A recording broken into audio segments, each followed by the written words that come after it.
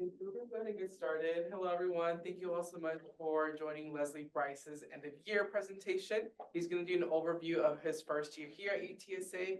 At the end of his presentation, I do ask that you allow the staff and faculty in the room to ask any questions of LB and or give any commentary on his presentation. And then we'll open up the floor for you all to do the same. So with that, LB, the floor is yours. Thank you so much, Mr. Cordova. And good afternoon, everyone. Thank you so much for coming to my 2024-2025 Top Scholar End of Year presentation. Honestly, everyone present here truly is like the world to me. Without further ado, let's go ahead and get started. All right, brief introduction. As you guys all know, my name is Brice Aminkeng, also known as LB for short. I am part of the class of 2028, a major in public health and a minor in chemistry. And then something I say I like to do for fun or just cooking, and then spending time with friends and family. Be it in EOY, hanging out in the lounge, or even just traveling, coming back home to practice some cooking with my mom and my dad, grilling as well, and overall just going out to see alongside people I love for culture. So Top Scholar can be broken down best into three pillars: knowledge, leadership, and service. And today I want to tell all of you about how I have been able to accomplish all three of these throughout my first year as an undergraduate. So starting off with knowledge, the two things that I've done are part of the UTSA Mobile Health Lab and honors class specific ethos. Coming out of high school, I truly had a deep passion for public health. And especially when going through these courses here at UTSA, it's truly shown me the joy of being able to have preventative, community-centered care. I think my favorite so far has to be from Dr. Bania, who has joined me today here. His class in human disease etiology and prevention treatment has truly showed me not just how nervous the body systems work, different diseases as part of them, but also how we as individuals can help prevent these through our daily lifestyle, daily habits. And it's really made me wonder, how can I implement these into a real world time and see how I can make an impact in my own way? Thus, I was able to contact and reach out to Dr. Yin, who is also here today. I reached out to him, I asked him some questions, we talked, and we were able to meet in person, and he's graciously accepted me into his lab, which I've been since right after winter break for the spring 2025 semester. And I would say everyone there has made it such a great experience. From Angelica, Dina, Mesa, Jillian, and Sarahi, all of them have really, my colleagues, I'd say, and so also by some of my closest friends, they really made it so I got not only understood the ropes of public health, but how I could also implement it again in my day-to-day life, be it from working in the public health fair a few weeks ago on Monday, where we gave out free body composition tests, which pretty much are, we had people take off their shoes and socks, we'd measure their height, and then from that, we would put into the body and composition analyzer, their height, their age, their build, which is standard athletic, and then from there would measure their weight, but then also send like an electric signal up their body, which measured their bone mass, muscle mass, and then fat mass as well. And seeing that, we showed their metabolic age, their BMI, and really it empowered them to know more about their health and the actions they could take to alter it in any way they saw fit.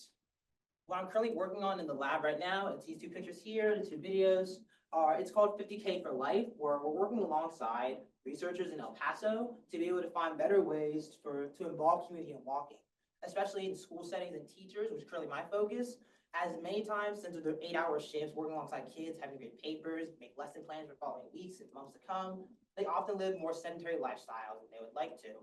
And by doing this, we're able to break down studies into more palpable and more understandable material that are like roughly 2 to 3 minutes long videos and show them ways that they can get up and active in their own communities every day. And the second thing that I've done so far for knowledge is civic ethos. I'll be honest, there was a lot of videos and a lot of reflections as well. And my teacher, Ms. Hawk, is here about today as well. And really, but during learning that class, I was really able to see not only knowledge, but how to grow as a leader. As I saw from being a social entrepreneur to communication skills, and part of my service learning project, which is Rowdy Eats, it showed me not only how to become better at interacting with my community, but also kind of like more logistics behind being able to make an organization, how everything works behind the scenes that the students and active members may not always see. And I would definitely say that this has been a class that I will never forget, and is one that has set me up to fill out the next pillar of Top Scholar, which is leadership. And what I've done for leadership this year is National Alliance on Mental Illness, also known as NAMI, on campus, and the Sustainable Artisanal Soapmaking Society in youth.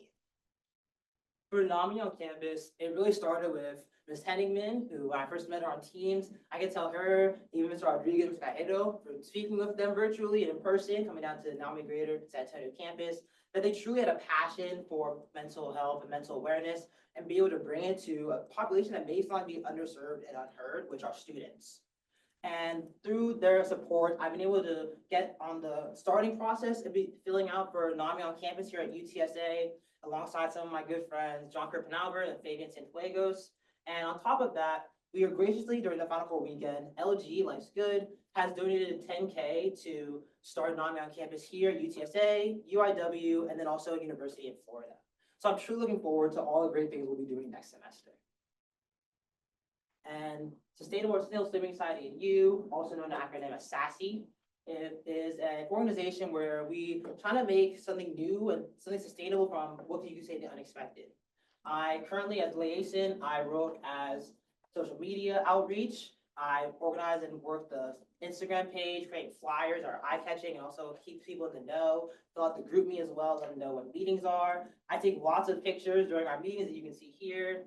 I organize collaboration events alongside our president, Chelsea Aminkeng, and also one of the founding officers, which here, this is on the far right, you can see it was organization and collaboration between SASSY and the American Chemical Society, where we showed the powers of quantification in real time, making soaps from used cooking oil. And we try to get the more of the outer youth involved too, which we get our cooking oil from Singapore too. They're roughly like 5 minutes off campus or like right across the street. I'm pretty sure like a lot of you have been there. We get their used cooking oil and we bring it back to UTSA and use it then to make soaps to show people how we can kind of keep like renewability going instead of throwing out this waste, literally turning one man's trash into another man's treasure. And finally, I also operate the website. I created it through Wix, and it's kind of an outreach way to show people how we're connected to the unexpected, as our saying goes, and showing them different blogs and how the months are going, showing them ways that they can reach out to us, and honestly, how to just get more involved in general. And finally, I have my pillar of service. The 3 things that I've done for service this year have been through St. Rosalima Catholic Church, the first robotic competition, and the San Antonio Junior Classical League. Firstly, I am a lector and an usher at my local parish, which is St. Rosalima Catholic Church, which I have been for the past 3 years. Been an amazing privilege. And on top of that, even better so, I'd say, was the ability to inspire other youths to join up, become more involved in their community, but then also mentor them as well. And through doing that, I've truly seen how my actions and how I speak to them, interact with them, has shown them ways that they might have thought were insignificant, they can truly give back to their community and ultimately pay it forward. I worked with the for Inspirational and Recognition of Science and Technology, which also known as FIRST Robotics Competition. This was our cohort service project, really spearheaded a lot. Special shout out to Ishwar Sai Kumar. He really brought this forward. You could truly see the passion that he had for it. And through doing this, it not only exposed me to like a new field of engineering, which probably deviates from public health, but it also showed me the power of community.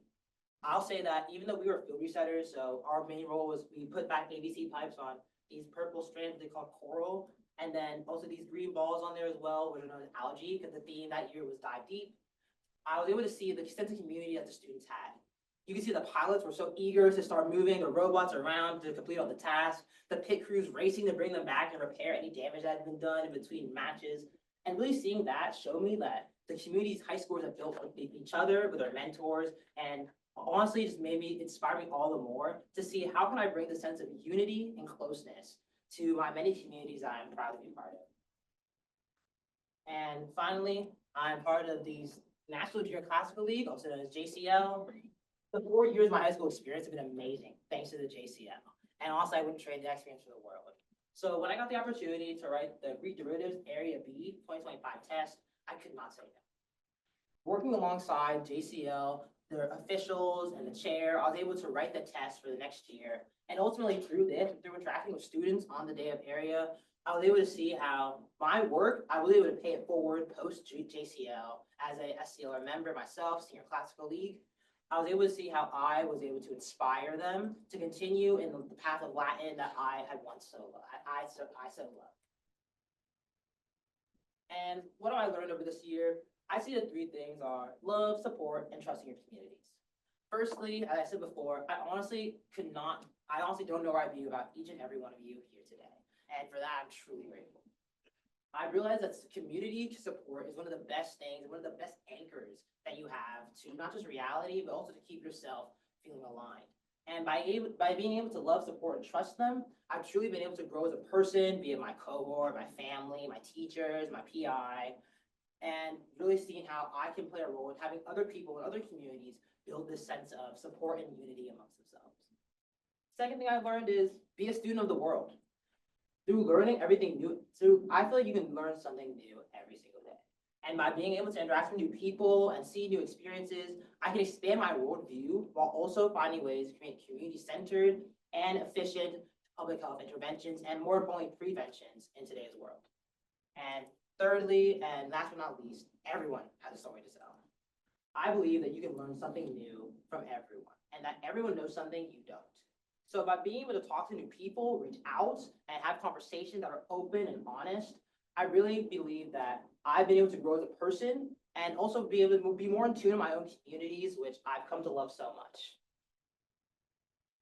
And of course, this is something that I've done for fun over this year, be it my few seconds of internet fame on Rowdy's burner account, thanks to John Kurt, my time that I brought my friends and family home for dinner at our house, and even just studying and hanging out with my friends in general. It's truly been a pleasure to be able to have my friends and family around me when I have some of my first year experiences exploring San Antonio and the UTSA campus as a whole.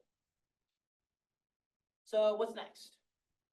On May 13th through 15th of this year, I am going to be going to Texas Public Health Association's Launching into the Future of Public Health, but on the border, by land, sea, and beyond. Thanks to the help of Mesa, who's one of the graduate students in my mobile health lab, where I'll be presenting an abstract on walking in our communities. Through SASE, I'll be working alongside more AC over the summer to not only create new fun soaps for next year, but also find better ways that we can reach out to people, new opportunities to connect, and new ways to discover and sustainability. I'm working in the mobile health laboratory, continuing making videos alongside Jillian, who is a sophomore and student volunteer, and also been my biggest mentor so far in the lab, outside of Dr. Z. And finally, Nami on campus, working with Fabian and John Kerr as we get ready to start this new semester and really hit the ground running. So thank you again, everyone, for coming. Honestly, your presence truly means the absolute world to me. Like I said, each and every one of you has truly shaped me to be the person I am today. And for that, I will be forever grateful. Thank you.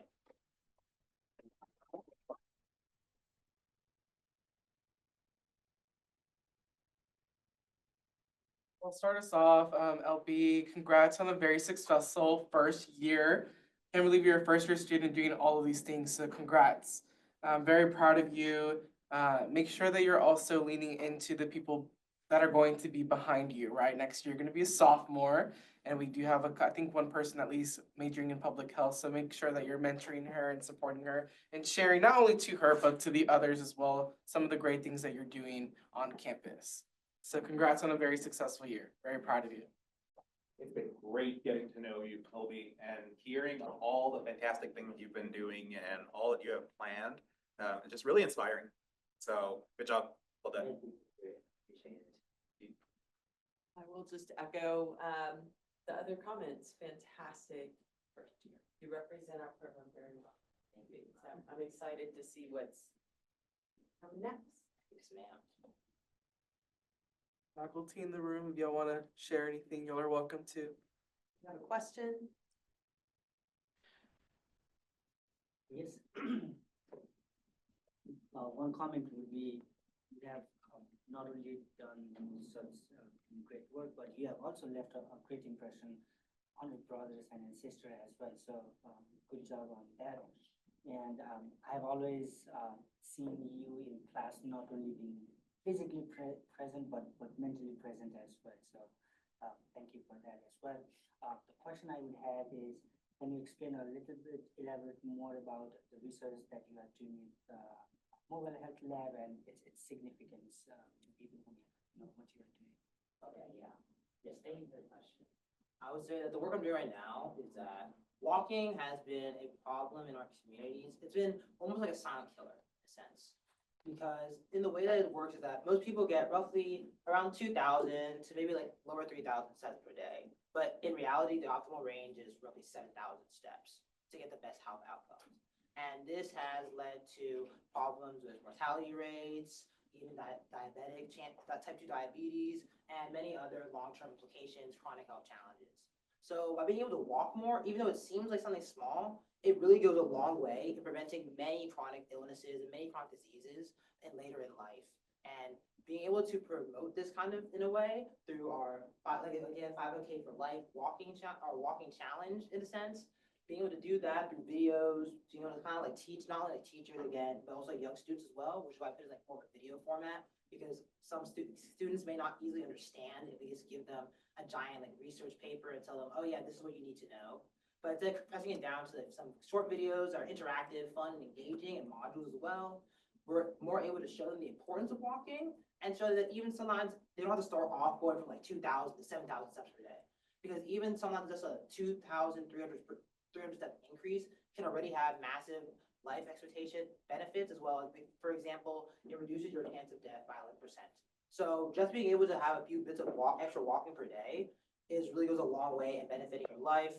And really, we want to show them that 7K steps is the best. And of course, going over 10K though doesn't really have any benefits. So we show them that more steps in general, the more steps the better. I'd like to say something. So my name is Amy Hauk. This is my first time actually meeting him in person, even though he's been in my class, because it was an asynchronous course. So everything was online. And that's the kind of course that people can either, take the path of least resistance and sort of kind of just get it done, or just engage and learn and do something beautiful with the coursework. And you were truly a student that in our emails, because you always communicated with care and professionalism, you just really stood out as somebody that was, just before, I get emails that are like texts sometimes, and really got a sense of who you were from your communication. And I just want to say, after watching your presentation and realizing you've just completed your first year. I mean, the level of work that you've done and the type of person and of character you've cultivated yourself to be is not commensurate with the level of experience you see. Your age is far beyond. It's just you're a special young man, and I think especially with the advice that you gave at the end, realizing that you're loving and engaging with your community, realizing, a lot of times people get to where you are at and say, look at all these wonderful things I've done, look at all of this, research, look where I'm going. And they say, aren't I amazing? And it's the person who is going somewhere truly with this kind of conviction, I think, that will look around and say, no one has arrived where they are by themselves. You look at your community and you look at the people who believe in you, and then you turn around and do that for the people behind you, as he was mentioning too. So I just couldn't be prouder. It's wonderful to finally see you in person. Proud of the work that you've done, and thanks for sharing it with us today. Thank you so much. We appreciate it. I do want to say I'm very happy to actually see all the work you're doing. I'm not aware of all your other work. I'm very impressed that you have time to work in the mobile health lab. But I do want to say and by the way, you left early the other day. You had to go to class. Dr. Salinas was very happy with the video clip, and it's like it's like about 2 minutes video clip, but it's giving a lot of information. So I think for you to be able to do that as a freshman, I guess, it's very impressive, right? So that will go into one of the nationally funded research project. Many people will be exposed to it. So it's a big accomplishment. A lot of people with a lot more experience, may not have opportunity to do that. So that's what I'm trying to say. As the other thing, my question to you is, among all the things you're doing, it sounds like a lot. How do you balance your life? I would say, honestly, I think the biggest people that have taught me this time management would have to be, Chelsea, my older sister, and my mom. I would definitely say that at first coming into as an undergraduate student, of course, course loads different, complete different from high school. You're basically choosing your own bedtime pretty much. Through all of that, it was a bit difficult to navigate at first, but fortunately, they're very supportive. AC, fortunately for me, she's like a 5-minute walk away, and she lives like in Laurel Village. I live in Guadalupe Hall, and my mom always picks up my phone no matter how late at night I call her. And through them, I really think that I've been able to learn time management, be able to break down, I'd say, break down my assignments into more like palatable tasks. For instance, for like the videos as we do, I don't really do them all like at one big burst. I sometimes try to first put, okay, let me look at this paper, break down the information, and then see how I can make it into like dialogue. And then from there, I say, okay, what characters can I best then put into the video to make it best more friendly to audiences of all age range. And then from there, I put in the background, put in the final voice narratives. But I do try to do all of it over like several days instead. And also on top of that, finding 2 quiet study spaces. I know the library has honestly been my best friend this spring 2025 semester. I'm always in there all the time now. Sometimes late at night too. Fabian also being there playing together. And I think third and fourth of all, I'd say definitely just being able to, I think, prioritize for sure. Being able to break down, see, okay, which assignment do I need to do right now? Which one can I take a bit of and save for later? And then which ones can I see if I can have like collaboration between other people, see how we can all get it done together. I definitely say, again, thank you, AC, thank you, Mom, for the main support you guys gave me with time management coming into high school and coming to college rather. As like I said, completely different ballgame from high school, definitely. But I say that through that and through being able to break down studying time into more reasonable understandable blocks and homework as well, I've been able to time manage and get everything that I wanted to done this year. Can I ask another question?